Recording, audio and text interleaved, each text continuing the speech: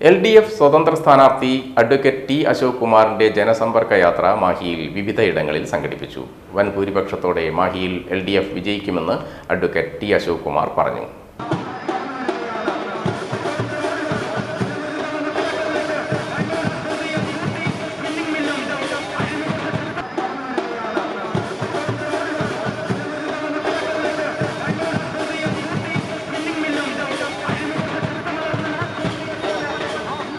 മാഹി നിയോജക മണ്ഡലം LDF സ്വതന്ത്ര സ്ഥാനാർത്ഥി അഡ്വക്കേറ്റ് ടി അശോക് കുമാറാണ് ACP ന്യൂസിനൊപ്പം ചേരുന്നത്.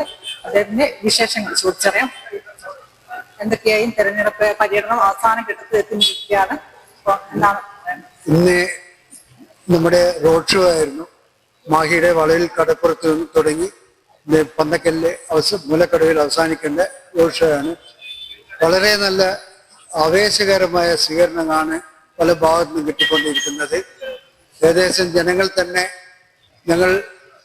ഞാൻ നല്ല ഭൂരിപക്ഷത്തിൽ ജയിച്ചു എന്ന് ഉറപ്പിച്ച പോലുള്ള പ്രതികരണമാണ് ജനങ്ങളിൽ കിട്ടുന്നത്.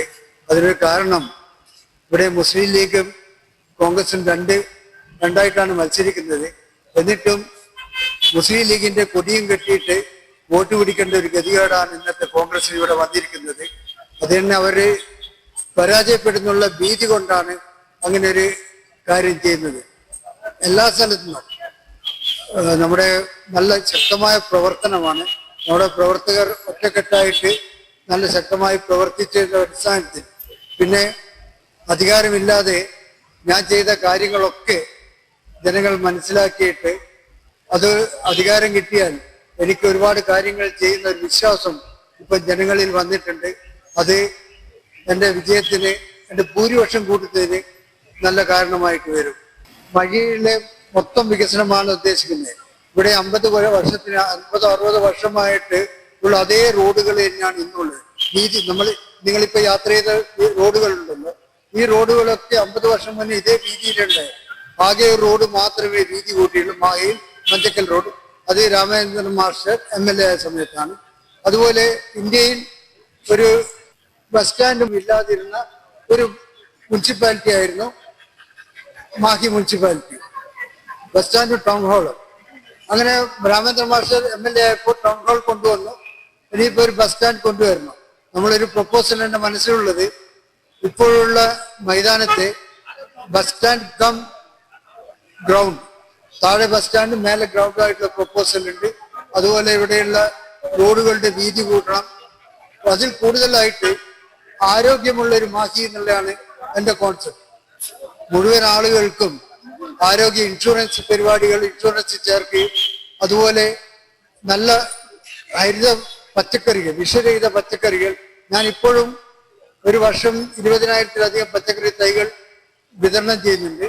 ഇനിയുള്ള കാലങ്ങൾ അത് വിപുലീകരിച്ച് ഏകദേശം 1-2 വർഷം കൊണ്ട് മാഹിയിൽ ആവശ്യമായ പച്ചക്കറിയുടെ 30% ജനങ്ങളെ ബോധവൽക്കരിച്ച് മാഹിയിൽ തന്നെ ഉണ്ടാക്കാനുള്ള ഒരു പരിപാടി ഞാൻ ആലോചിക്കുന്നുണ്ട്.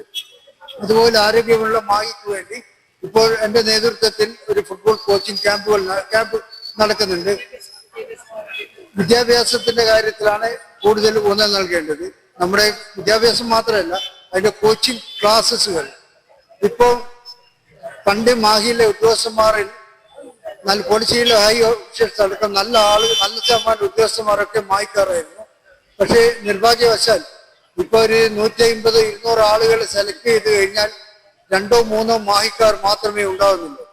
അതിനുവേണ്ടി ഒരു കോച്ചിങ് ക്ലാസ് സംവിധാനം നല്ല രീതിയിൽ നടത്തി മാക്സിമം ആളുകളെ നമ്മുടെ ഉദ്യോഗത്തിലേക്ക് കൊണ്ടുവരാനും മറ്റ് കോഴ്സുകളിലേക്ക് എത്തിക്കുവാനുള്ള ഒരു സംവിധാനം ആലോചിക്കുന്നു.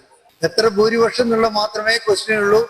വിജയപ്രതീക്ഷ ഒരു കാരണം, കോൺഗ്രസ് ലീഗുകാരന്റെ കൊടിയും കെട്ടി പോകുന്നുണ്ടെങ്കിൽ, ലീഗിന് സ്വന്തമായിട്ട് സ്ഥാനാർത്ഥികളപ്പോൾ ലീഗിന്റെ കൊടിയും കെട്ടി പോകുന്നുണ്ടെങ്കിൽ അതിനർത്ഥം കോൺഗ്രസ് തോൽവി സമ്മതിച്ചു എന്നാണ്.